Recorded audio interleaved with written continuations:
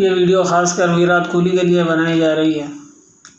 विराट भाई से 2-4 बातें करनी थी, उम्मीद है मेरा मैसेज उन तक पहुंच जाए। विराट भाई, आपने हमें कहीं का नहीं छोड़ा। अगर पाकिस्तान में कराची में कोई आपका सच्चा फ़ैन था तो वो सिर्फ मैं था।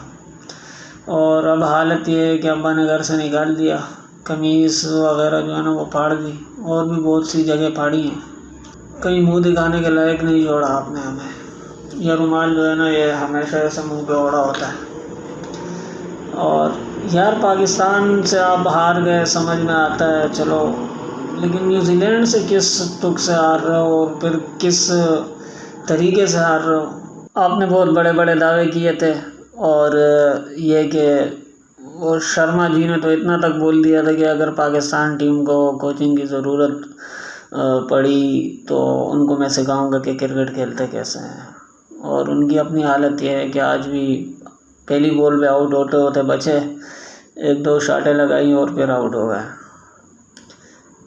ऐसा कैसे चलता है यार। आईपीएल का आपने लारा दिया हुआ है कि आईपीएल में हमारे लड़के बन रहे हैं। कैसे बन रहे हैं, क्या बना है उनको आपने? आप आवाम को बना रहे हैं। वो हमारा इधर एक दोस्त है, उसने कहा यार इंडियन टीम को मैंने ऊपर से नीचे दाएं बाएं पूरी तरह से जांच पड़ताल की, और मैं इस नतीजे पर पहुंचा हूं कि ये तो टट्टी है।